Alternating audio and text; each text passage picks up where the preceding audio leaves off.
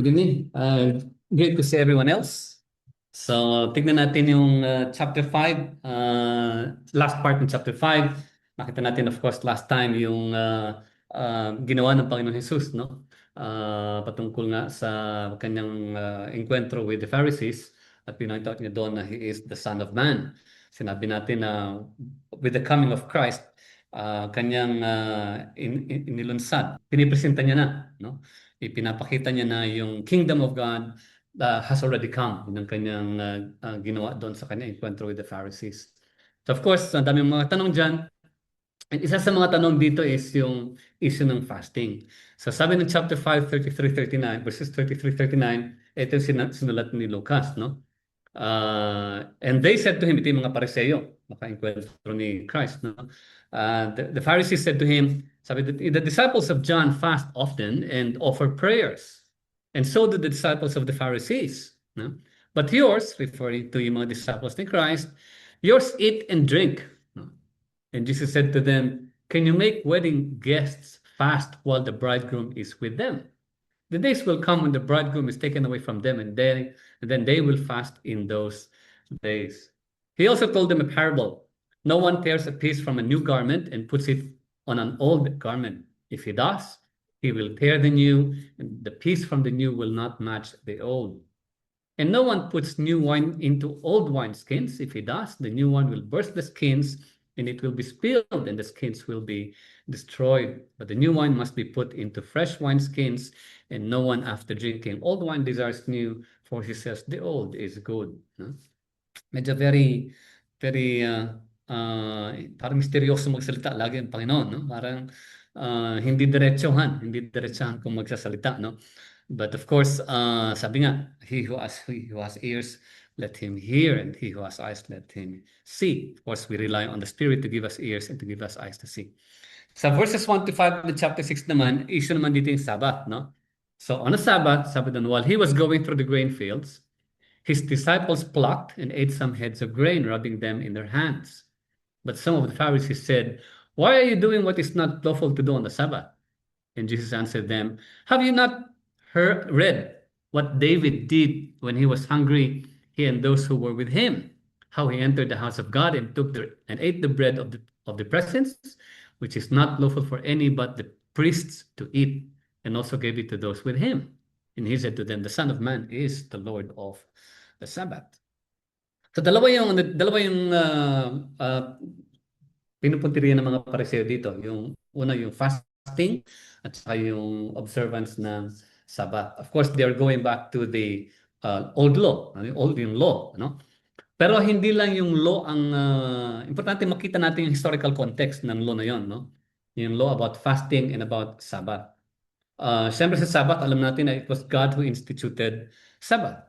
Hindi in-institute yung Sabbath on the day of when the law was given. No, even from the very beginning, sinabi ng Genesis na and God rested on the seventh day. That was when the Sabbath was instituted, no? Because God himself being the creator and of course the creator of everything, siya nag-institute ng Sabbath on creation. So, yung law na binabanggit dito ng mga Pariseo is hindi lang yung Old Testament law but rather yung kanilang mga sariling batas. Dahil ang historical context nito, on the 2nd century, no, after ma-build yung church ng 1st century, kung babalikan natin yung history ng Judaism nga, on the 2nd century, nagtatag sila ng mga additional rituals or traditions in addition to the Ten Commandments. Nagkaroon sila ng mga oral traditions on the 2nd and 3rd century ng Judaism, no? And then oral traditions yan, verbal traditions, na dahil nga nagkaroon ng Roman authority na ina-oust nila ang mga Hudyo sa Jerusalem, sa Judea, sa Israel, talagang pinaalis nila lahat, pinapatay nga lahat ng mga Hudyo. Ang ginawa ng mga scribes noon is that yung oral traditions na pinipreserve ng mga Hudyo, yung oral traditions nila, ginawa nila into writing in the 5th or 6th century, no? Ang tawag nila doon is yung Mishnah, no? Mishnah. Mishnah kung tawagin dahil Shana means yung to do it regularly, to teach, to impart, to always do it, no? So sinulat nila yung oral traditions, and kasama sa mga oral traditions doon yung mga kailan ka dapat mag-fast. Yan, kailan ka dapat mag-fast. So, ang daming klaseng fasting. Kailan ka, ano yung mga hindi mo pwedeng gawin sa Sabat. So nilista nila yung detail, but base sa tradisyon at kultura ng, not really kultura, but tradisyon, no? Religious tradition ng mga Hudyo, ng mga Judaizers. So doon, nilista nila. So yung kanilang regulasyon, you can look it up. Yung Mishnah na yon, ini-impose nila sa lahat ng tao, ng mga Hudyo in particular. Kaya yung fasting na yon, maraming pinagbabawal sa araw ng Sabbath at maraming iba't ibang klaseng fasting. Kaya ito yung pinupunti rin ng mga Hudyo na bakit hindi nila sinusunod yung tradisyon kumbaga ng mga Hudyo, itinatag ng mga ninuno nila, no? So yun ang importante malaman natin yung yung historical background niyan. So sa kanila, dahil nga marami silang uri ng fasting, marami silang tinakdang uri ng fasting, ang fasting sa mga Pariseo is a sign of talagang kabanalan. Yan isang senyales ng kabanalan pag ikaw ay nagfa-fast. That is for the Pharisees, no? Ito'y isang uri din daw ng pagsamba according sa kanilang Mishnah. Kaya sinabi ni Luke, kung titignan mo Luke 18:12, ang mga Pariseo, they fast twice a week. Notice, matindi mga Pariseo, twice a week sila nagfa-fast, no? And because fasting nga sa kultura ng mga Pariseo at ng mga Hudyo noong panahon na yon, ang fasting ay namahalaga na pagka hindi ka nagfa-fast, isa kang Hudyo at hindi ka nagfa-fast, talagang hindi ka banal. Hindi ka sumasamba sa Diyos. Hindi mo sinusunod yung kautusan ng mga ninuno ng mga Pariseo. Pero kung titignan mo yung scripture, ilang beses ba inimpost ng Panginoon Diyos o ng scripture ang fasting, no? Babalik ka sa Old Testament. Sa Old Testament, itinakda lamang ang fasting ng once a year, no? Specifically sa Day of Atonement, no? Sa Day of Atonement, ano yung Day of Atonement? Ito yung araw na kung saan sila ay mag-aalay ng sakripisyo upang sila hihingi ng kapatawaran sa kanilang kasalanan every year. Ang proseso niyan nakasaad yan sa Leviticus chapter 16, specifically 29:31, nakalagay doon na yung magfa-fast sila ng once a year. Yun lamang yung instance na ni-require ang fasting sa mga Israelites under the Old Testament, under the law, no, under the old law. May mga voluntary fasting, the rest are voluntary fasting na. Hindi na talaga yung although may mga instances na nag-fast na sa Book of Ezra and other books, no. Nag-fast yung ibang mga tao doon during the fall of Jerusalem and all that. That was not imposed by God, but rather it was more of them begging for God, and as part of their begging the Lord save us, they fast. No, it was not a requirement imposed on God by them, but part of the kanilang request na instead of eating is they instead devoted their time into prayer. No, but that was not mandatory. Unlike sa Day of Atonement, na talagang require na once a year mag-offer sila ng sacrifice at mag-fast para makatanggap sila ng kapatawaran ng kanilang mga kasalanan ayon sa itinakda ng Leviticus, no? Yan ang makikita mo sa Leviticus 16, and of course hindi dito lang sa 29 to 31 and ulit sa chapter 23, no? So ang mga Pariseo, hindi nila tinutukoy yung Day of Atonement na fasting. But rather, nung kinonfront nila si Jesus, bakit yung mga disciples mo hindi nagfa-fast? They were referring to the fasting requirements na itinakda ng kanilang Mishnah. No? Ngayon dahil nga sa napansin nila na hindi tinutupad ng mga disipulo ng Panginoon Jesus yung kanilang written traditions under Mishnah na mag-fast, mag-ayuno. Yan, mag-ayuno. Kinonfront nila si Jesus. Bakit nagfa-fast? Bakit hindi nagfa-fast ng mga disciples mo? And Jesus' response is very clear. Sabi niya doon is, ginamit niya yung simbolo ng kasal, ng wedding. Remember, wedding is a very familiar analogy in describing the relationship between God and His people. Kahit sa Old Testament pa, no? Talagang ginagamit lagi ang marriage or wedding as a symbol to illustrate the relationship between God and His people. So itong sabi ng Panginoon Jesus, Sabi nga niya na dahil present pa yung groom, no? Magkakaroon ng wedding, hindi ito yung panahon ng pag-aayuno. No? Darating yung panahon na mawawala yung groom, referring of course to his arrest, his suffering, and his crucifixion and death. And that is the time na sila ay magfa-fast. They will fast because of course they will pray for God's guidance, no? And repentance as well. So yun lang. Pero niliwanag pa ng Panginoon Jesus na hindi siya nagtapos doon, no? Dahil sabi niya, nagbigay siya ng isa pang ilustrasyon. Nang sabi niya, yung bagong tela at ang lumang tela. Alam natin na epekto, no? Pagka butas yung pantalon mo, gumamit ka ng bagong tela para ipang patch. Pagka nilabahan mo yon, sira. Dahil yung bagong tela is lumiliit, nagsishrink. Yung lumang tela, hindi na magsishrink yan. Kaya pag tinahi mo dun sa tapal yung bagong tela sa lumang tela, pag nag-shrink yon, lumaki lalo yung butas, no? So, yun ang illustration ng Panginoon Jesus, no? Ano yung kanyang point doon? Hindi pwedeng haluan. Kasi nga, remember sa chapter 5, binanggit natin na Jesus is inaugurating, no? Nung kanyang nakausap yung mga disciples at yung mga Pariseo, he is already inaugurating the coming of the kingdom of God. Dahil siya nga yung king, no? And then, dahil sa meron na siyang dinadala, binubunyag, inilalahad na bagong kapanahunan, new era, hindi na pwedeng ihalo doon yung lumang tradisyon, kumbaga, pareseo dahil eto na nga siya, dumarating na siya, no? Kaya sinasabi dito na you cannot mix, no, what Jesus brings, no? Because the old one, wala na yun, wala nang saysay yun. Makikita mo yun sa Hebrews chapter 8, pinag-aralan natin, that a better covenant is coming. Yun nga, anong covenant yun? The coming of Christ. Ng forgiveness of sins is hindi na sa pag-aalay ng sakripisyo, hindi na sa penance, but rather forgiveness of sins is sa pamamagitan na lamang ni Kristo Jesus. Magtiwala tayo sa ginawa ng Panginoon. Siya nabuhay na muling pinanganak, nabuhay, namatay at muling nabuhay.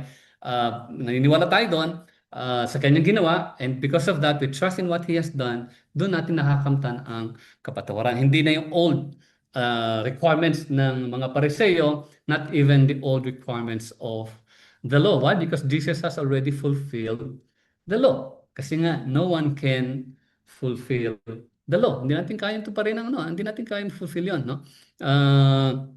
Jesus has fulfilled it on our behalf. Kaya nga, yung righteousness niya, yun ang ating nagiging righteousness. When we stand before God, we stand not on our own, but we stand because we are in Christ, and therefore, nakikita ng Diyos Ama yung katwiran ng Panginoon Hesus sa atin. No? Gumamit siya ng panibagong illustration. Ano yun? Yung wineskin. Ano ulit yung wineskin? Normally, ito yung leeg ng either hayop, no? Siguro camel sa iba is sheep, iba kambing, no? Ito yung ginagamit na pag-ferment ng alak. Okay? So again, ganoon din. Pag mag-ferment ka ng alak, yung alak, pagka nag-ferment ka ng alak, alak kasi nag-expand. Di ba? Pag nag-ferment ka ng alak, dapat ilagay mo siya sa luma o sa bago? Sa bago. Kasi yung bagong wineskin, pwede pang mag-expand yan. Yan, bago ba? So, lalagay mo yung bagong alak, hindi bagong alak, kundi yung i-ferment mo na alak, ilagay mo doon sa bagong wineskin para i-ferment mo, tatagal yan, mag-expand yun, pati yung wineskin nag-expand din. Yung old wineskin, dahil nag-expand na siya, hindi na kaya, wala na abilidad mag-expand pa ulit. Pag nilagyan mo yan ng alak na i-ferment mo, pag nag-expand yung alak, hindi na kaya ng old wineskin, sasabog. So again, sinasabi nga niya na yung kanyang ibinubunyag, inilalahad na bagong era, which is Jesus as the mediator of the new covenant. Hindi pwedeng ihalo doon yung lumang practice, yung lumang kombinante, o yung lumang tradisyon. No? You cannot do that because yung bagong kapanahonan na yan, kanyang dinadala na, siya na ngayon yung kasagutan sa lahat. Jesus is now the mediator. No? Kaya nga, remember yung sa last chapter niya, sabi niya, this is the cup of the new covenant, meaning yung buhay niya, dahil the cup represents yung blood niya, or the blood is poured, the wine, not the blood. Yung buhay niya, that is the cup of the new. He is now the mediator of the new covenant. Ngayon, tataka lang, bakit sinabi ng Panginoon Jesus doon sa Saan na yung passage natin? Doon.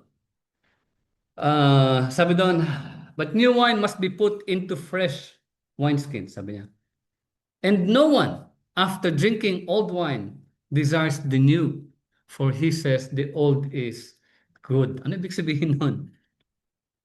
Dahil alam ng Panginoon Jesus na yung mga tao nga, nasanay sa luma, they will always prefer the old way, no?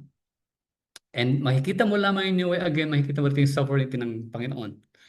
He knows that many will reject what He is offering, which is true, dahil despite sa kanyang ginawa, they crucified Him, no?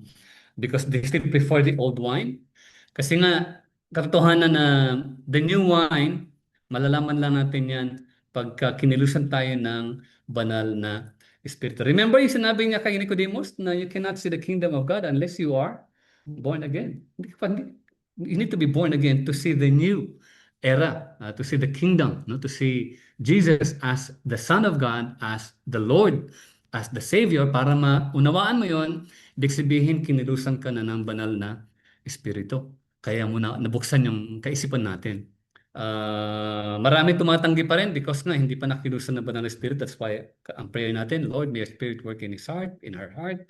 Yun ang ating panalangin, no? Because at the end of the day, it is God who sovereignly bestows, pinagkakaloob niya ang kaligtasan sovereignly, meaning at His own pleasure and at His own will. Why? Kasi nga sabi niya, I will have mercy on whom I will have mercy and show compassion on whom I want to show compassion.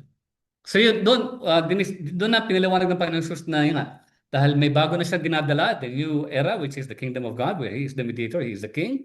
Hindi na pwedeng idagdag yung old law dahil He has already fulfilled the law. Kaya nga, ang next na nangyari dyan is yung sa issue naman ng Sabbath. No? Sa issue naman ng Sabbath, ano nangyari doon? Nakita ng mga Pariseo, yung mga disciples ni Jesus na nagrarab ng grain, tas kumakain. Again, wala sa Old Testament na bawal mag-grab ng grain on the day of Sabbath. But again, dahil nga sa Mishnah, dahil sa tradisyon ng mga Hudyo, nilagay nila na bawal gawin yon sa Sabbath. And yan, no?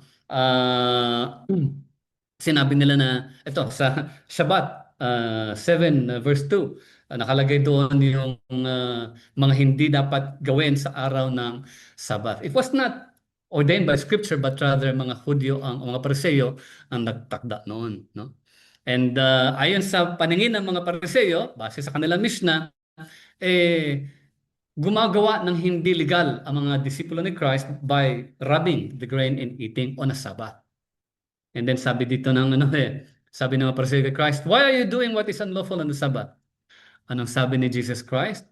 Jesus again responded with another question. Have you never read? Of course, he was referring to the incident sa 1 Samuel. No? Ano yung sa 1 Samuel? Na si David, after their journey, kasama niya yung mga sundalo niya, they were hungry, punta sila sa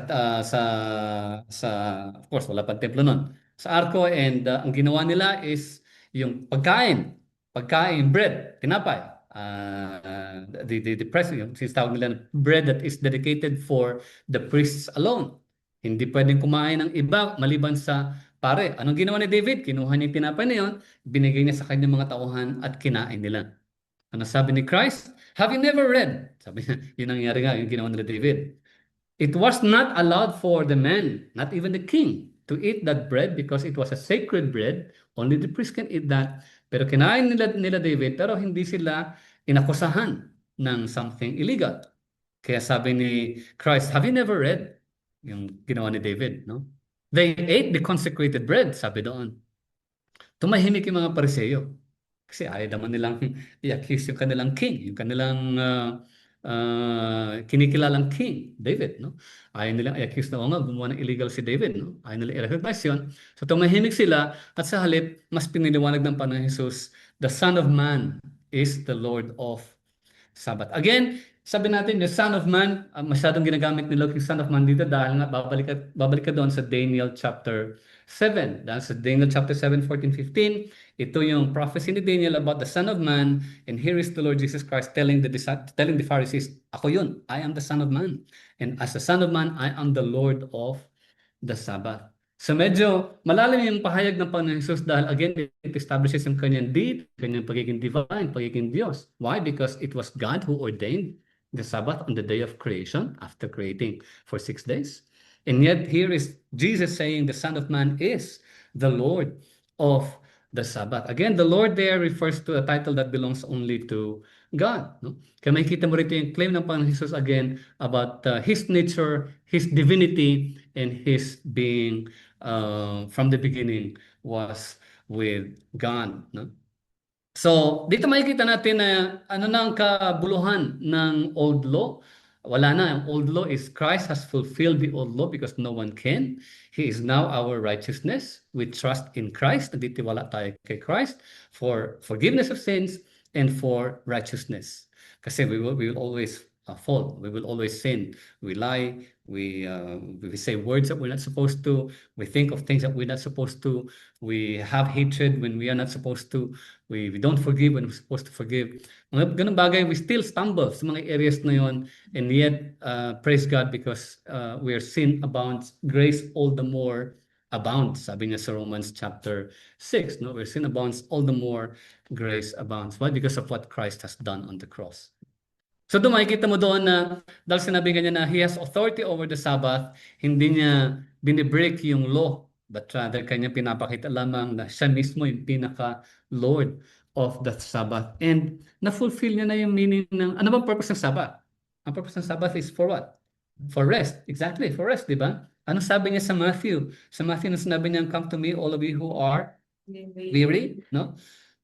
Learn from me, and I will give you rest. You shall find rest for your souls. Sa Hebrews, pag-aralan natin sa Hebrews chapter 4, yung talagang we now enter the rest. Why? Because ang rest ng natin ngayon is Christ. Our rest is in Christ because He is the Lord of the Sabbath. No?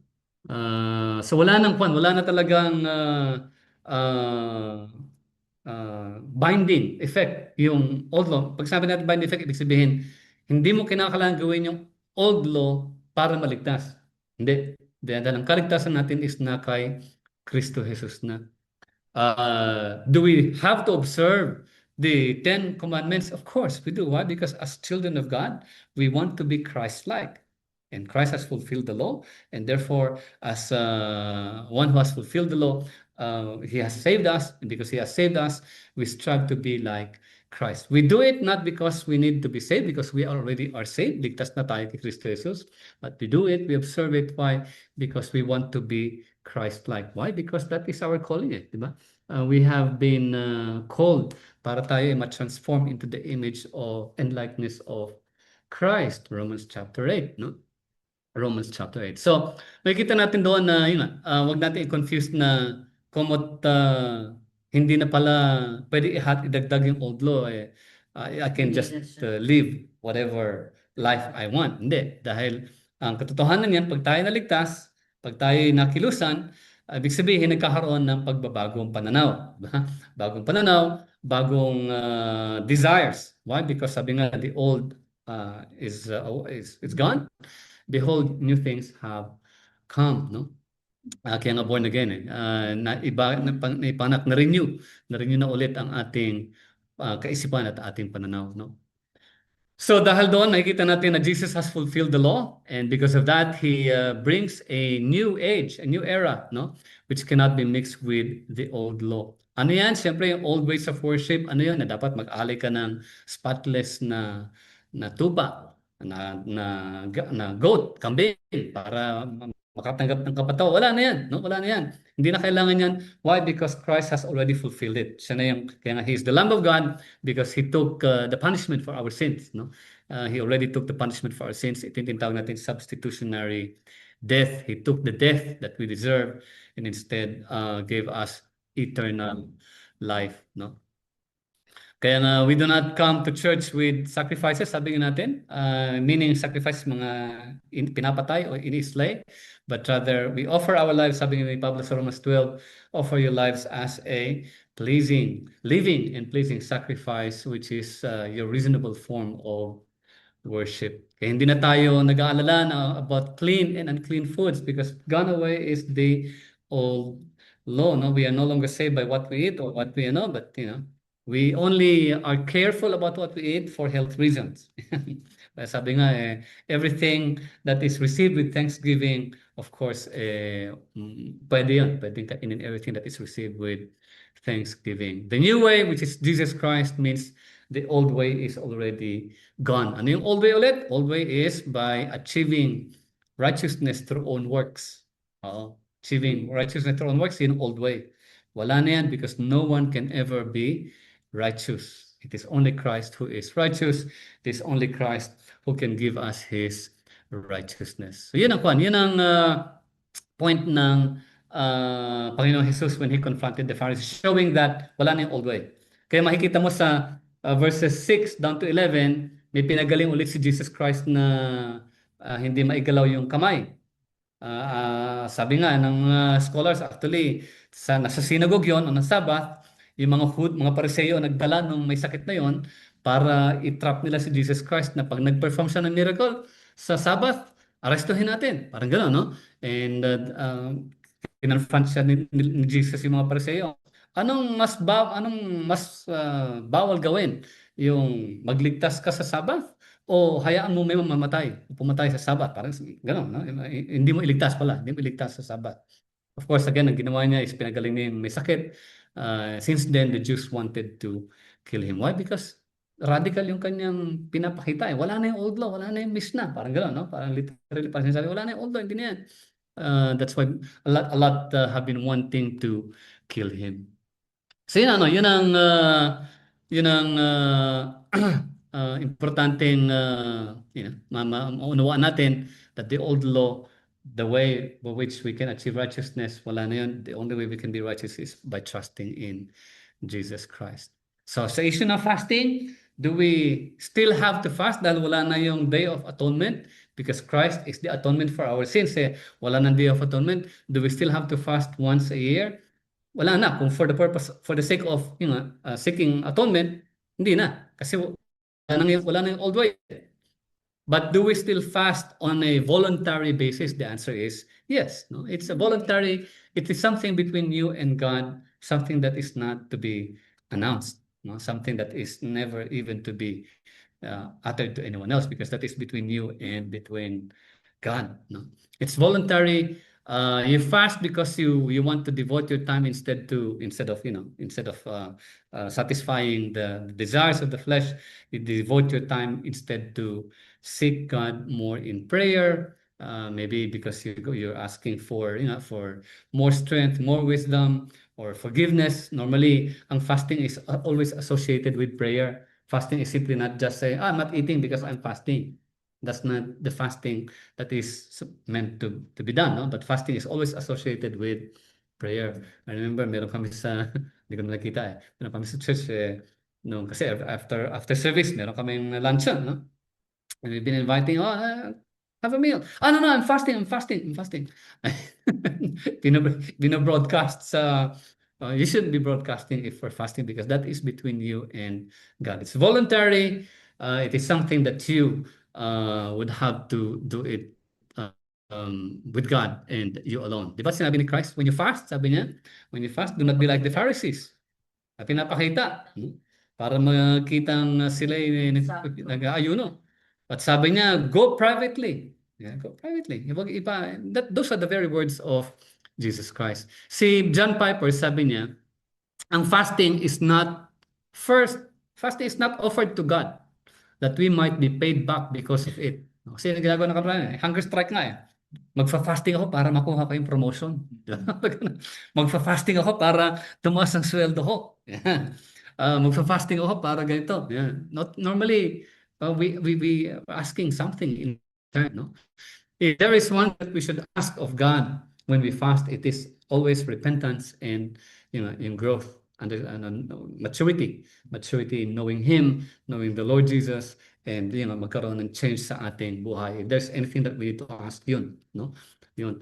Can we fast at the same time pray for healing? Of course we can, no? But we cannot use our fasting to bend para pilipitin yung kamay ng Panginoon, no? Again, we fast because we want to spend more time with the Lord and nothing else, not because we want to demand something from God. It is first given by God that we might benefit from it, that He might be glorified through it. Bakit? Kasi fasting reminds us of pinaka-nature natin na kailangan natin kumain.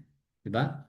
Pero, we have to be reminded of the fact na hindi lang tayo nabubuhay sa pagkain. At sabi nga ng Panginoong Jesus, man shall not live by bread alone, but by every word that comes out from the mouth of God. And fasting is normally associated with prayer and also with scripture reading. No? So yun ang fasting. So issue of fasting, do we fast as a requirement, as an act of piety? No, we do not. Because we have already received forgiveness ng ating kasalanan. Jesus has atoned for our sins. But we fast voluntarily without even telling anyone else that I am fasting. Yan, because that is between you and God.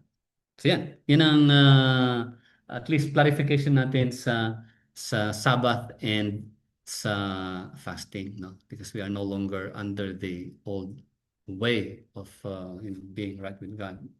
We are now in the new way, and the new way is Christ Jesus Himself. Remember, sabi ni Hebrews na Jesus is the mediator of the new covenant, no? Sa Corinthians, binanggit din ni Pablo na we are in a new covenant, a better covenant, where they are ministers of the new covenant in Christ Jesus. So yun ang study natin. So that's why we do not observe Saturday as the day of worship, because the first century church sa Book of Acts, they started gathering together on the first day of the week, which is Sunday. Bakit? Kasi it was Sunday when Christ resurrected from the grave. Since then, yun ang naging practice ng church, ng Christianity, to worship on the first day of the week, which is Sunday.